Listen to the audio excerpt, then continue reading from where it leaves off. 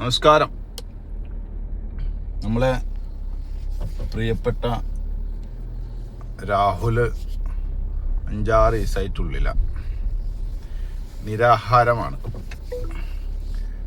പലരും ചോദിക്കുന്നൊരു ചോദ്യം ഉണ്ട് കേട്ടോ, ഓനക്കെന്താ വല്ല കിളി പോയിട്ടുണ്ടോ, ബട്ടുണ്ടോ, ഓനെന്തിനാ പോയിട്ട് ഇങ്ങനെ നിരാഹാരം കിടക്കുന്നത്? ഈ പോലീസ് സാറന്മാരുള്ള നുണയും കാണയൊക്കെ പറഞ്ഞ് കോടതി ബോധിപ്പിച്ചതിൻ്റെ ഭാഗമായിട്ടാണ് ചെക്കന് ജാമ്യം കിട്ടാൻ. ജാമ്യം കിട്ടിയില്ല എന്ന് വിചാരിച്ചിട്ട് ഓൻ തളർന്നൊന്നുമില്ല കേട്ടോ. ഓനത് ശക്തമായി തന്നെ ജയിലിനുള്ളിലും പുരുഷന്മാർക്ക് വേണ്ടി പോരാടുകയാണ്. ആ പോരാട്ടം കണ്ട് കുരുപൊട്ടുന്ന കുറേ ആളുകളുണ്ട്. പിന്നെ കുറേ ചാനലുകാരെല്ലാവരും സ്ത്രീപക്ഷം പിടിക്കാൻ ശ്രമിക്കുകയാണ്. പുരുഷന്മാരും ഒട്ടും പുറകിലല്ല. പക്ഷെ ഇതിൻ്റെ രസമുണ്ട് കേട്ടോ, ഈ പുരുഷന്മാരായാലും ചാനലായാലും സ്ത്രീപക്ഷം പിടിക്കുന്ന എന്തിനാണെന്നറിയോ? ഈ സ്ത്രീപക്ഷം പിടിച്ചു കഴിഞ്ഞാൽ റീച്ച് ഉണ്ടാകൂ, സമൂഹത്തിൽ നല്ലവനെന്ന് പറയൂ എന്നുള്ള വിവരക്കേട് ആണ്, വേറൊന്നുമല്ല. സ്ത്രീകളുമായിട്ട് നമുക്ക് എതിർപ്പുകളോ അല്ലെങ്കിൽ സ്ത്രീകൾ മോശമാണെന്ന് പറഞ്ഞിട്ടല്ല നമ്മൾ ഇതിനെക്കുറിച്ച് സംസാരിക്കുന്നത്. മറിച്ച് ഇപ്പോൾ നിലനിൽക്കുന്ന കുറേ നിയമങ്ങളുണ്ട്, അതിൻ്റെ കുറേ ആനുകൂല്യങ്ങളുണ്ട്. ആ ആനുകൂല്യങ്ങൾ ദുരുപയോഗപ്പെടുത്തിക്കൊണ്ട് കുറേ സ്ത്രീകൾ പുരുഷന്മാരെ വേട്ടയാടാൻ വേണ്ടി മാത്രം ആനുകൂല്യങ്ങൾ ഉപയോഗിക്കുന്നു.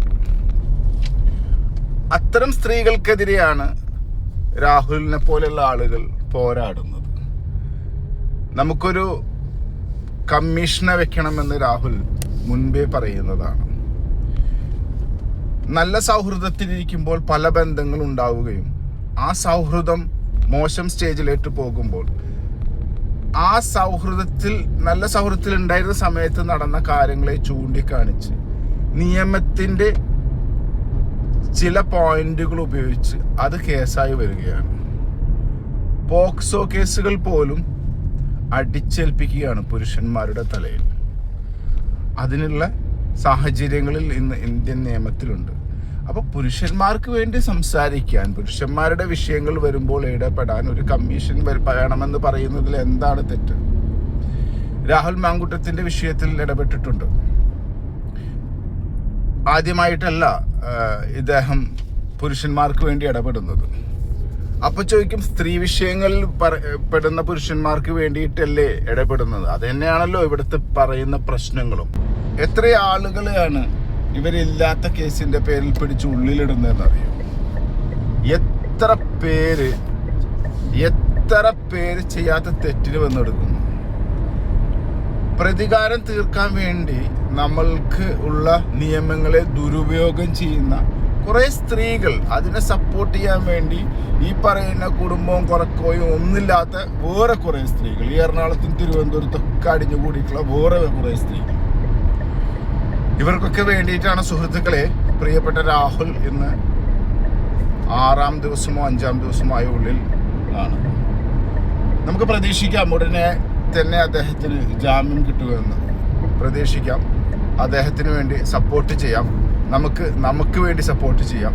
നമ്മൾ ഓരോരുത്തരും അദ്ദേഹത്തെ സപ്പോർട്ട് ചെയ്യണം. കാരണം ഇത് നമുക്കും കൂടി വേണ്ടിയാണ് അദ്ദേഹം ഇത്തരം കാര്യങ്ങൾ ചെയ്യുന്നത്. നമ്മളും അതിൻ്റെ ഒരു ഭാഗമാണെന്ന് ഒന്ന് ഓർമ്മിപ്പിച്ചുകൊണ്ട് അടുത്തൊരു വീഡിയോയുമായി വരാം.